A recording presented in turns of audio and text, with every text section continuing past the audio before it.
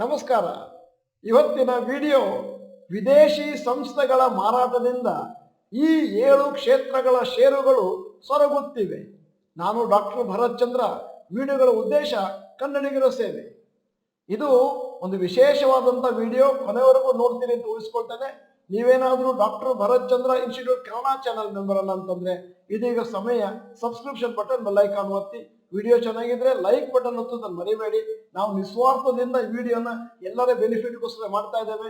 ಇದನ್ನು ನೀವು ಎಲ್ಲರಿಗೂ ಫಾರ್ವರ್ಡ್ ಮಾಡ್ತೀರಿ ಅಂತ ಊಹಿಸ್ಕೊಳ್ತೇನೆ.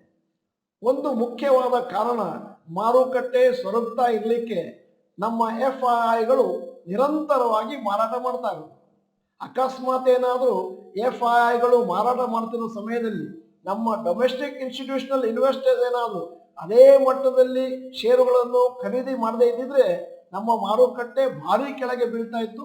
ಅದನ್ನು ಈ DIIs ಪ್ರಿವೆಂಟ್ ಮಾಡಿದ್ದಾರೆ. ಇಲ್ಲಿ ಒಂದು ವಿಚಾರವನ್ನು ಸಂಕ್ಷಿಪ್ತವಾಗಿ ಹೇಳಬೇಕು ಅಂತಂದ್ರೆ, ಮ್ಯಾಕ್ಸಿಮಮ್ ಸೆಲ್ಲಿಂಗ್ FIIs ಇಂದ ಆಗ್ತಾ ಇರೋದು 3 ಸೆಕ್ಟರ್ನಲ್ಲಿ: ಫೈನಾನ್ಷಿಯಲ್ಸ್, ಪವರ್ ಮತ್ತು ಕನ್ಸ್ಟ್ರಕ್ಷನ್. ಸೆಪ್ಟೆಂಬರ್ 2023ರಲ್ಲಿ FIIs ಸೇಲ್ ಮಾಡಿರೋದು 25,730 ಕೋಟಿ. ಆಗಸ್ಟ್ 2023ರಲ್ಲಿ 20,620 ಕೋಟಿ. ಮತ್ತೆ ಇವತ್ತಿನವರೆಗೆ ಅಕ್ಟೋಬರ್ನಲ್ಲಿ 26,600 ಕೋಟಿ ವರ್ತ್ ಶೇರನ್ನು ಸೇಲ್ ಮಾಡಿಕೊಂಡಿದ್ದಾರೆ. ಈಗ FII ಸೆಲ್ಲಿಂಗ್ ಇನ್ ಸೆಕ್ಟರ್ಸ್ ನಿಮ್ಮ ಮುಂದೆ ಒಂದು ಟ್ಯಾಬ್ಲರ್ ಕಾಲಮ್ ಇಟ್ಟಿದ್ದೇನೆ. ಮೊದಲನೇದ್ದು ಫೈನಾನ್ಷಿಯಲ್. ಸೆಪ್ಟೆಂಬರ್ 15ರಿಂದ 30ರವರೆಗೆ -3,549 ಕೋಟಿ. ಅಕ್ಟೋಬರ್ 1ರಿಂದ 15 -1,231 ಕ್ರೋರ್ಸ್. ಎರಡನೇದ್ದು ಕ್ಯಾಪಿಟಲ್ ಗೂಡ್ಸ್. ಸೆಪ್ಟೆಂಬರ್ 15ರಿಂದ 30 +1,847 crores.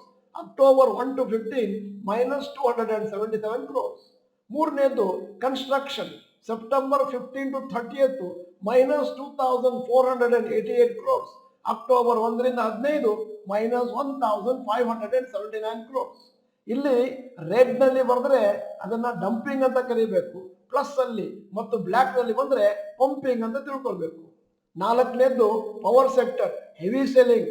ಸೆಪ್ಟೆಂಬರ್ 15ರಿಂದ 30 -5,578 crores. ಅಕ್ಟೋಬರ್ 1ರಿಂದ 15 -2,069 crores. ಈಗ IT ಸೆಕ್ಟರ್. ಸೆಪ್ಟೆಂಬರ್ 15ರಿಂದ 30 +400 crores. October 1 to 15 -1,539 crores. ಆರನೇದ್ದು FMCG. ಸೆಪ್ಟೆಂಬರ್ 15ರಿಂದ 30 -1,140 crores. October 1 to 15 -1,183 crores. ಏಳನೇದ್ದು oil and gas. September 15 to 30 data ನಮ್ಮ ಮುಂದೆ ಇಲ್ಲ, ಮತ್ತು ಅಕ್ಟೋಬರ್ 1ರಿಂದ 15 -1,438 ಕೋಟಿ. ಸಾಮಾನ್ಯವಾಗಿ ಮಾರುಕಟ್ಟೆಯಲ್ಲಿ ಅನ್ಸರ್ಟನಿಟಿ ಕಾಣಿಸ್ತು ಅಂತಂದ್ರೆ FIIs ಷೇರುಗಳನ್ನು ಮಾರಾಟ ಮಾಡಲಿಕ್ಕೆ ಪ್ರಾರಂಭ ಮಾಡ್ತಾರೆ. ಅಂದ್ರೆ ಯಾವ ಸೆಕ್ಟರ್ನಲ್ಲಿ ಒಂದಷ್ಟು ವ್ಯಾಲ್ಯೂ ಆಗಿದೆಯೋ ಆ ಸೆಕ್ಟರ್ನಲ್ಲಿ ಷೇರುಗಳನ್ನು ಮಾರ್ಕೊಳ್ತಾರೆ. ಸದ್ಯದ ಮಟ್ಟಿಗೆ banking, PSU, power sector stocks are being sold to book profits. August to September October 2023ರಲ್ಲಿ DIIs ಒಟ್ಟಿಗೆ ಸೇರಿಸಿ 68,000 ಕೋಟಿ ವರ್ತ್ ಆಫ್ ಶೇರ್ಸ್ ನ ಭಾರತೀಯ ಮಾರುಕಟ್ಟೆಯಲ್ಲಿ ಪರ್ಚೇಸ್ ಮಾಡಿ ಭಾರತದ ಮಾರುಕಟ್ಟೆಯನ್ನು ಸಪೋರ್ಟ್ ಮಾಡಿದ್ದಾರೆ. ಮತ್ತೆ ಈ DIIs ಹಣವನ್ನು ಎಲ್ಲಿಂದ ತಂದು ಅಂತ ಹೇಳ್ಬೇಕಾದ್ರೆ ರಿಟೇಲ್ ಇನ್ವೆಸ್ಟರ್ಸ್ ಅದೇನು ಮ್ಯೂಚುವಲ್ ಫಂಡ್, ಇನ್ಶೂರೆನ್ಸ್ ಕಂಪನಿಯಲ್ಲಿ ಹಣ ಹಾಕ್ತಿರೋ ಅದನ್ನ ತಗೊಂಡ್ಬಂದು ಮಾರುಕಟ್ಟೆಯಲ್ಲಿ ಷೇರುಗಳಲ್ಲಿ ಹಣವನ್ನು ತೊಡಗಿಸಿದ್ದಾರೆ. ಈಗ ಈ ವಿಡಿಯೋದ ಕೊನೆಯಲ್ಲಿ ನಮ್ಮ ಸಮೀಕ್ಷೆಗಾಗಿ ಒಂದು ಪ್ರಶ್ನೆ ಕೇಳ್ತಾ ಇದ್ದೇನೆ. ಮುಂದಿನ ವಾರ ಮಾರುಕಟ್ಟೆ ಪಾಸಿಟಿವ್ ಆಗಿರುತ್ತೆ ಅಂತ ಬಹಳ ಜನ ಅಭಿಪ್ರಾಯ ಪಡ್ತಾ ಇದ್ದಾರೆ. ನಿಮ್ಮ ಪ್ರಕಾರ ಏನು, ಪಾಸಿಟಿವ್ ನೆಗೆಟಿವ್? ನೀವೇನಾದ್ರೂ ಡಾಕ್ಟರ್ ಭರತ್ ಚಂದ್ರ ಇನ್ಸ್ಟಿಟ್ಯೂಟ್ ಕನ್ನಡ ಚಾನಲ್ ಮೆಂಬರ್ ಅಲ್ಲ ಅಂತಂದ್ರೆ ಇದೀಗ ಸಮಯ ಸಬ್ಸ್ಕ್ರಿಪ್ಷನ್ ಬಟನ್ ಬೆಲ್ ಐಕಾನ್ ಒತ್ತಿ.